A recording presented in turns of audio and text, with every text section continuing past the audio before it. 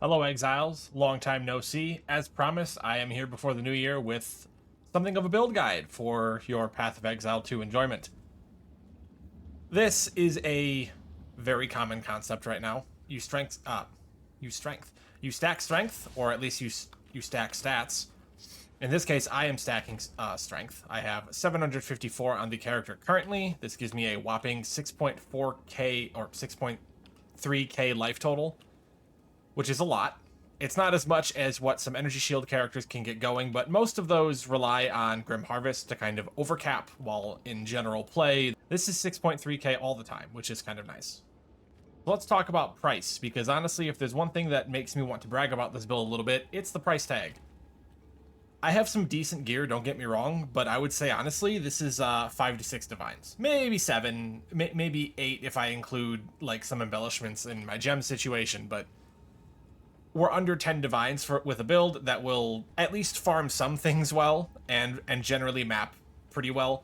Having this big HP pool is fantastic. It gives you so much leeway to make mistakes. It gives you so much leeway to test mechanics. It gives you a lot of leeway when you're fighting a bunch of enemies in melee, because that is still a thing that happens in Path of Exile and is terrifying.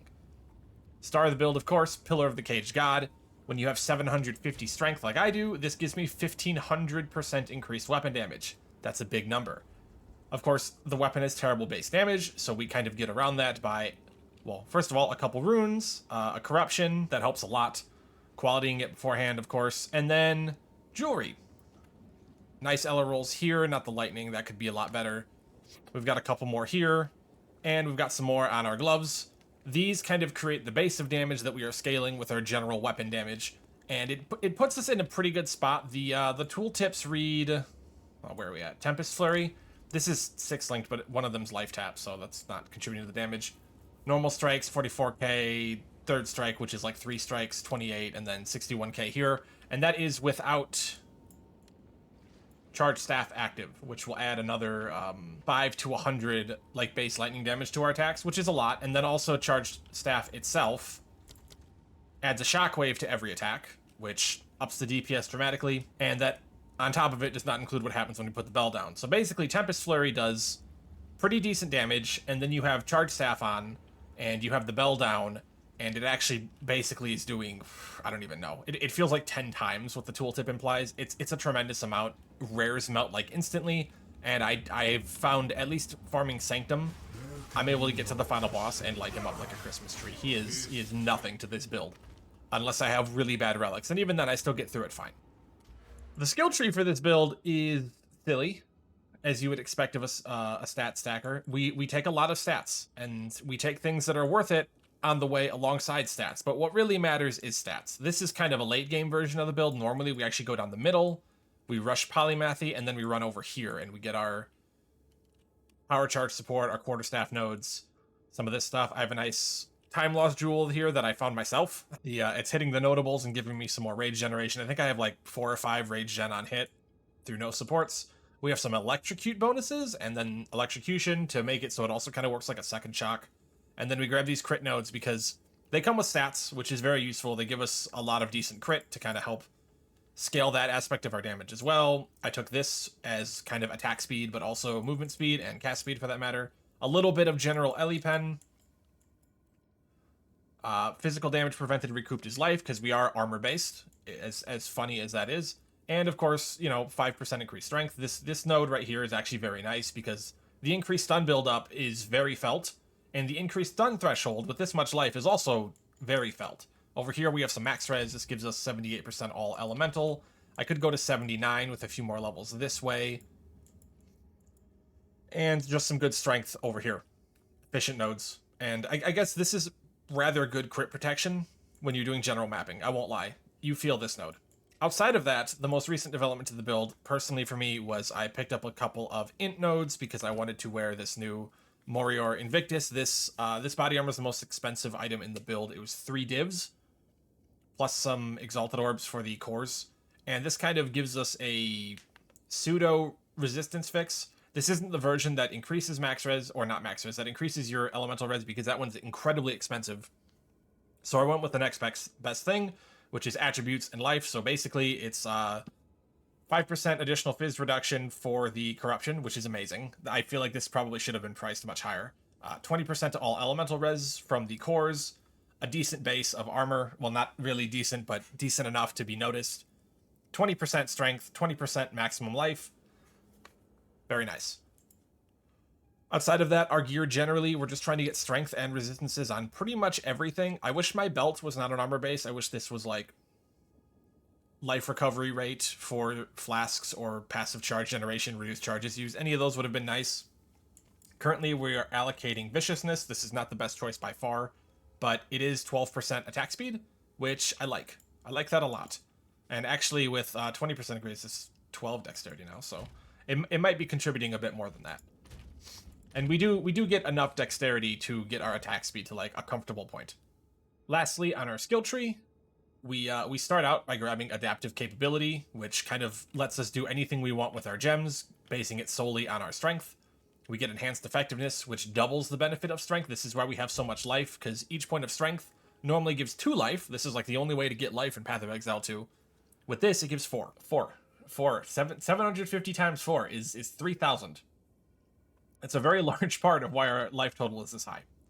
And then after that, we rush and we get gem studded. I picked gem studded ultimately because it's just a very good damage boost, and it gives us really good utility in our supports, being able to run certain supports twice, like Perfusion for skills giving us additional charges, and Perpetual Charge, making it so that when we use a skill that consumes charges, it doesn't always consume them. Having that on both spenders is very cozy.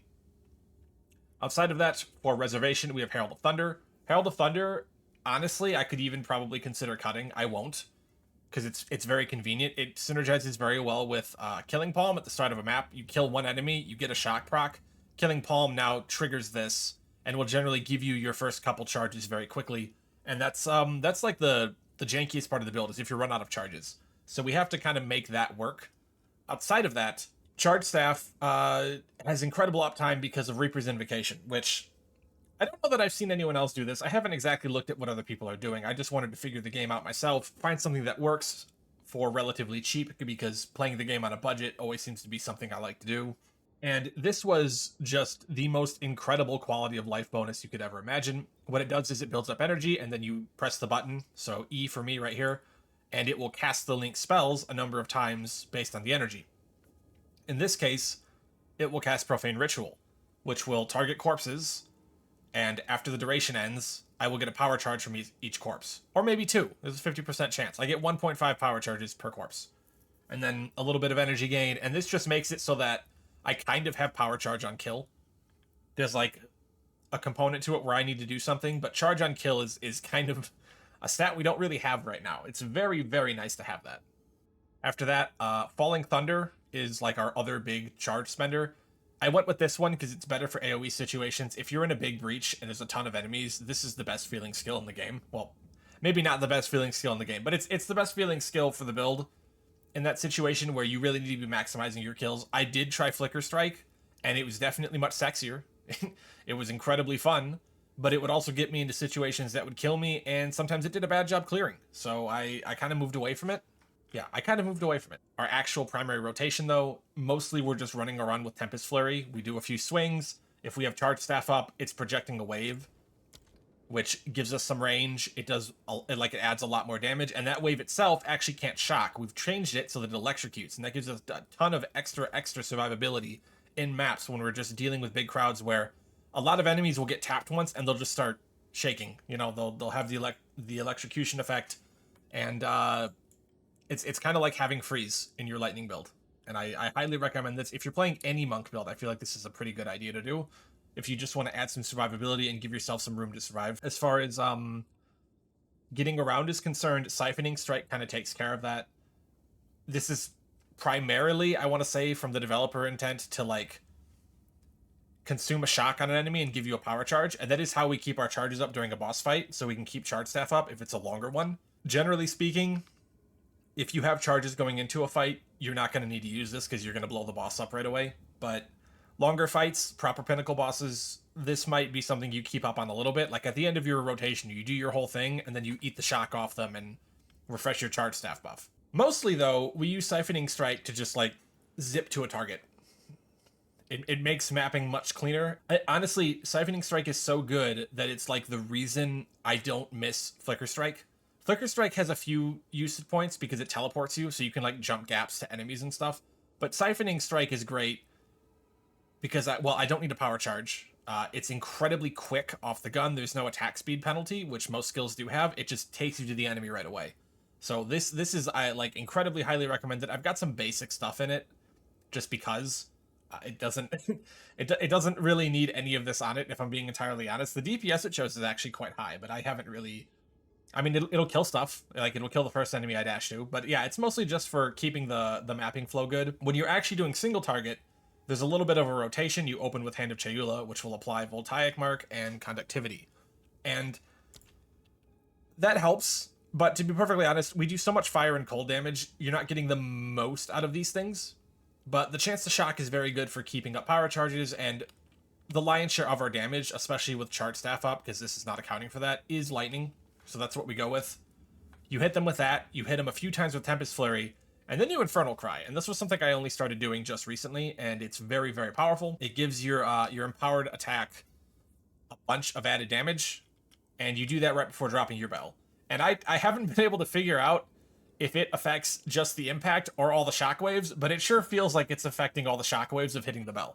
So it's a lot of damage. You can also Infernal Cry before dropping a big Falling Thunder, because this has a slam melee on top of the projectile effect that happens like right at the point blank. So if you have full charges and you run up to a rare and it looks tanky, you can Infernal Cry first and drop this. And oftentimes that will one-shot pretty much any rare in the game. But enough about that. I have a video of me fighting, I think it's Olroth, perhaps? Yes, Olroth. And I'll have that going at some point in the video, but I figure for this, I'll just kind of take you through a quick T15. It's not particularly dangerous. It does have 40% damage on it, because I thought, let's put something on it that is a mod some people probably really hate. And you can see at the start, my damage is like, okay. It's not great, but we build up a little bit of energy. We get our charges, we activate, and it changes a little bit. It changes a lot of it, in fact. Things get a lot better, and when you have charges, you can do all sorts of fun things, like this, and that does a tremendous amount of damage. I hit 100 energy, and if you have 100 energy and enough corpses, it will always fill your power charges back up to full, which is just... it's nice. It feels good. Very enjoyable. I'm not very good at picking my moments when to use Falling Thunder, though. Kind of need to work on that. Otherwise, the build does perform rather well. It's not the fastest clear in the world, but a lot of the fastest clears in the world are probably getting nerfed. Let's be completely honest. And it does clear very well. I cannot complain at all about this build. Getting chilled isn't very fun, though. As you can see, generally speaking, my mana doesn't move. My health doesn't move all that much. Get a little bit of extra stats there. Charges. It is a good idea to cull when you can. There's easy charges, but also you can get some nice supports with effects on cull that I make use of quite a bit. Ho2 mapping in a nutshell, though. I've done all of this. I'm just looking for like a rare to kind of show that. Oh, we finally found one. There's a rare. Hi. Bye. And that's the effects of the Warcry kind of coming into play. I very much so adore the Warcry before the slam. And when I get some more Sixlings going, which obviously that'll take some time, you can actually put what is it, Ancestral Slam, I think it's called? Well, Ancestral Boosted Slam on that skill, because it is a slam. It's actually tagged as a slam, which was interesting to me. It's the only slam skill in the game that you don't use with a hammer right now. It's very out of place, but I love it.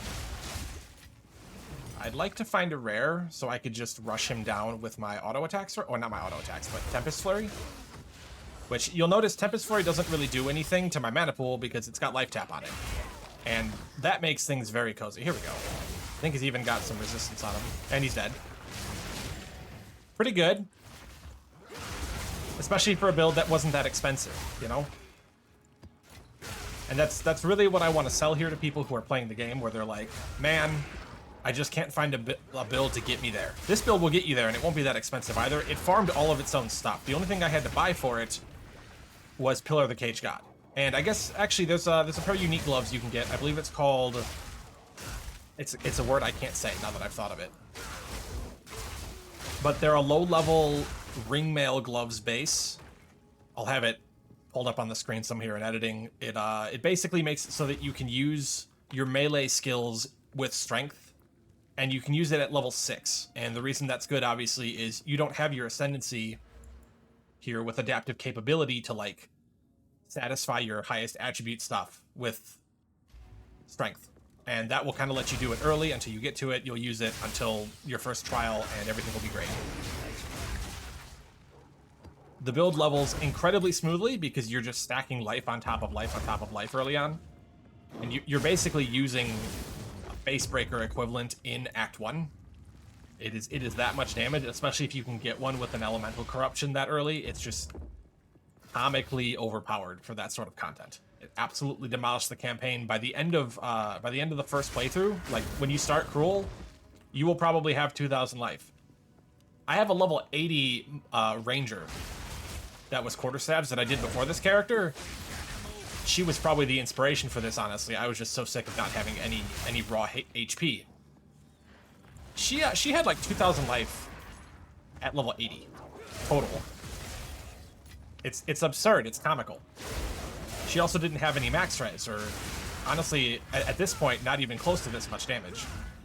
I think probably a traditional monk can get to a higher damage value, but I don't know that they'll be able to do it for as cheap. I don't know that they'll be able to do it with this much survivability. There's a little bell for you, because there are 2 rares on top of each other. Map is completed. Very, very painless. 40% damage, T15. Yeah. Anyway, I'm going to probably put that Olroth boss kill footage on the top side, and I'll add in a kill of the Sanctum boss once, because I've done some of those that were quick and recorded them, while I take us over to the max roll build guide page, because this is what we are using.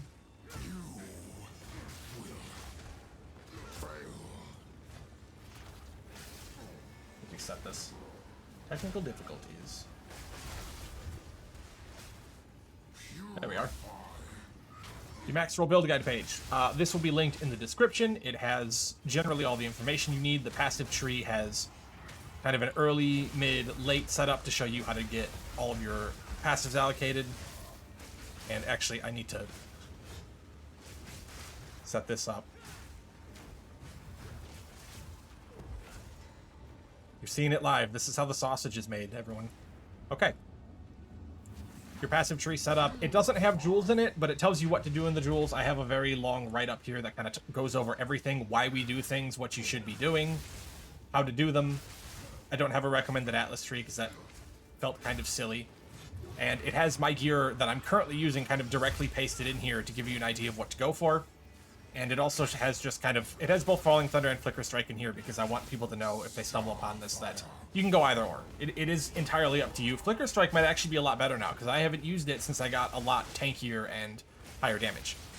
It also gives you your general gem progression, and again, I cannot stress this enough. This build levels fantastically.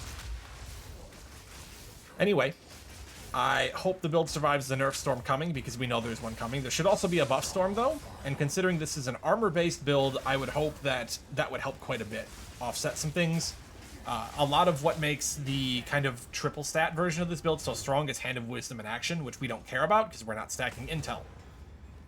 Do I think they're going to nerf Hand of Wisdom and Action? No, not even a little bit, but the build does enough damage where I'm not too worried about it if they did nuke me from orbit. Well, for starters, a lot of the items I'm using are going to be valuable regardless, so I could pivot, but I'm just trying to say this in case someone else gets in that same position I do. I get the strong feeling that even if they were to nerf Pillar of the Caged God, which would be silly, that would be very silly, to be perfectly honest. Even if they were to nerf this, the damage is fine. Like, you could argue that it still does too much for what I've put into it, And I would be at peace with that. There's definitely some upgrades I can still make that would improve it. And there's some other upgrades I want to make long term that will make it a lot better. Like getting some of these jewel sockets with grand spectrums in them to cover more of my resistances, which those are expensive, but that could open something up like a Black Sun Crest for another 15 to, if it's corrupted right, I think it's 18% strength, which would be, yeah, I mean, we got 5% here, 20% here, another 18 there.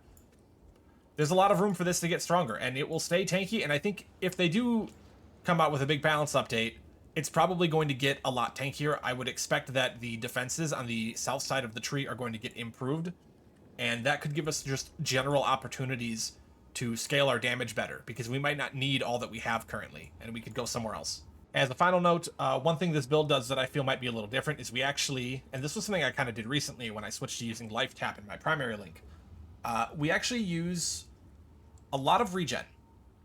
And I went into this thinking, okay, this is going to help me sustain my skill, nothing more. But after I got it, I found that when your life is this high, you still have like 200 regen off that. 200 HP regenerated a second. Apparently, that is a tremendous difference maker in maps. Mapping did not feel that good until I got that regen. So this is not included early on in the tree. I do grab this like 1% here because it's incredibly efficient, and it gives flask life recovery rate, which is also a very good stat for us. That is, having a potent ultimate life flask is very good on this build, because I'd have to tap this 4 times to fill up my life entirely. It's pretty comical, but that also shows you when you get into trouble on this build, it takes a long time for enemies to kill you as well, because you just have so much. And that's kind of the point of it. It's durable, it's tanky, it survives well, it still kills incredibly well. Hopefully some of the videos on the side showed it. The Olroth kill that was shown, I did not have this chest yet. I had significantly less HP overall, significantly less damage. I kind of ran into some walls in Sanctum when I started farming that, where I would find bad relic combinations actually hurt me quite a bit. And when that happened, I switched gears and I figured out how to adjust my setup to do a lot more damage, and also just to general sustain better. And that's probably the biggest thing, is once you hit a certain point, Tempest Flurry is going to feel really bad without Life Tap.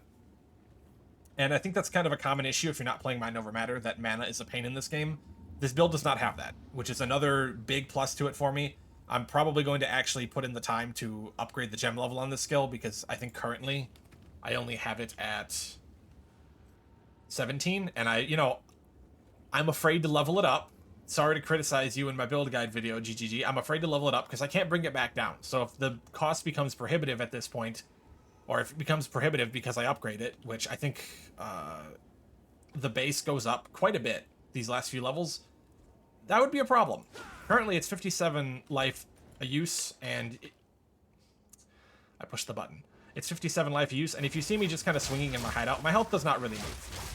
It goes, there's a little bit of fluctuation, but no problem at all.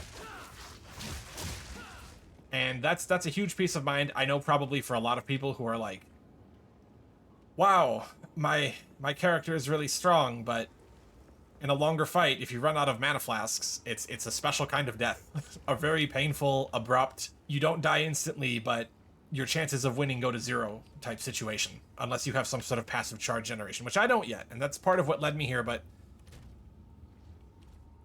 that's how I solved it, and it feels incredible. I wouldn't ever go back. I don't want to fix it another way.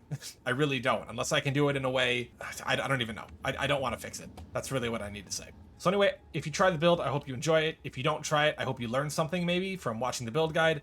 And if none of those things happen, then get out of here. What was wrong? No, I'm kidding. I love all of you. I hope you had a wonderful holiday season, and I hope you have a happy new year. And until next time, have a good one, Exiles.